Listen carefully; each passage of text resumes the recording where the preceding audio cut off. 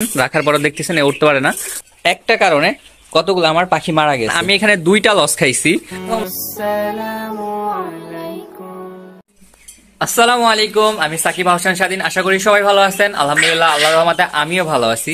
So আজকে আপনাদের মাঝে আমি একটা ভিডিও নিয়ে আসলাম, খুবই গুরুত্বপূর্ণ। তো ভিডিওটা না টেনে একদম সম্পূর্ণ ভিডিও দেখার আমন্ত্রণ রইল, কারণ এই ভিডিওটা দেখলে আপনাদের অনেক উপকার হবে। সো চলুন শুরু করা যাক। খুবই গুরুত্বপূর্ণ ভিডিও। নতুন কোয়েল খামারি, তো আপনাদেরকে যে বিষয় আর কি জানাতে চেয়েছি এবং জানানোর জন্য প্রয়োজন মনে করতেছি, সেটা হচ্ছে এই যে আপনারা যখন কারো কাছ থেকে কোয়েল পাখি ক্রয় করবেন, অবশ্যই মাস্ট বি তার বাসায় যাবেন এবং দেখে শুনে কোয়েল পাখি ক্রয় করবেন। কারণটা হয়েছে কি, এই যে কোয়েলগুলো দেখতেছেন, এই যে ঝিম ধরে বসে আছে, এই যে দেখেন, এটা আই থিঙ্ক আর বাঁচবে না, সার্ভাইভ করবে না। বিকজ এটা আমাকে বলে পাঠাইছে হচ্ছে কোয়েল পাখির এত সংকট, ফিমেল পাখি বলে পাঠাইছে 30 দিন। আমি পেয়েছি ও আজকে, ওর বয়স ছিল হচ্ছে 12 থেকে 15 দিন এই পাখিটা পাঠিয়েছে। তো এই পাখিটার সাথে এরকম সমস্যা ছিল যে এটা একটা ভাইরাস ছিল। এই দেখেন, রাখার পর দেখতেছেন উঠতে পারে না। তো এটা হচ্ছে পাখির সাথে ভাইরাস ছিল। এই ভাইরাস যে আপনি দৌড় দিয়া কাপ দিয়া মারা যাবে। দেখেন, একটা কারণে কতগুলো আমার পাখি মারা গেছে।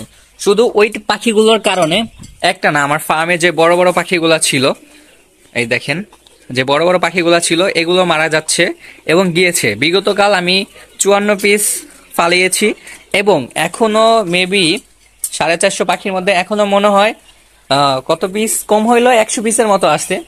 আর এই যে খাঁচাগুলো দেখছেন, এই পাখিগুলো এখন আপাতত আসছে। 450 পাখির মধ্যে 150 পাখি আছে আর অলরেডি আলহামদুলিল্লাহ মারা শেষ, মানে মারা যাওয়া শেষ। কারণ এটা হচ্ছে এমন একটা রোগ। এই পাখিটা দেখতেছেন সুস্থ, এই দেখেন, এই পাখিগুলো এত হেলদি ছিল।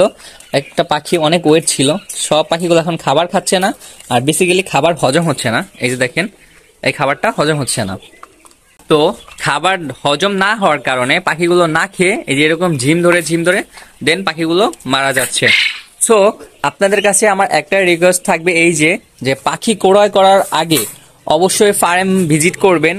ফার্মের কি কি সুবিধা অসুবিধা আছে ওই ফার্মের মালিকের কাছ থেকে জানবেন এবং তার থেকে বোঝার চেষ্টা করবেন, দেন পাখি ক্রয় করবেন। কারণ আমি এখানে 2টা লস খাইছি। প্রথম লস হচ্ছে এই যে আমি ওনার কাছ থেকে পাখি কিনেই ঠকছি।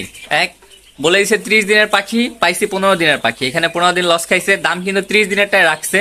আর দ্বিতীয় লস খাইছে এই যে আমার এই পাখি কেনার কারণে নতুন যে পাখিগুলো ছিল আমার শেডের ডিম পাড়া পাখি, ওইগুলো মারা গেছে এবং ওরা তো মারা যাচ্ছেই, ওইগুলো মারা গেছে। মোট আমার 450 থেকে 500 পাখি ছিল, ওইগুলো থেকে মরে প্রায় 300 মারা গিয়ে এখন পাখি আছে 200-র মতো। তাও আই থিঙ্ক বাঁচবে কিনা বাঁচবে জানি না। এই দেখেন, পাখি অলরেডি ঝিমাচ্ছে।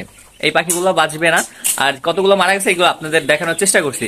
সো ভিডিওটা ভালো লাগলে অবশ্যই শেয়ার করে নিজে রেখে দিবেন এবং যারা নতুন কোয়েল খামার করতে চাচ্ছেন তারা অবশ্যই এই ভিডিওটা দেখে বুঝে শুনে তারপর খামার শুরু করবেন। ধন্যবাদ সবাইকে, আল্লাহ হাফেজ।